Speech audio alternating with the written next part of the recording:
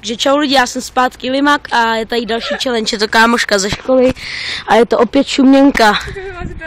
Asi vidíte úplný hovno, ale tak dobře. Takže první dojmy. Dáš? Nalekni se, bude ti to šumět v držce. Když tak plivej do trávy, jakože tam je tráva. Polikej.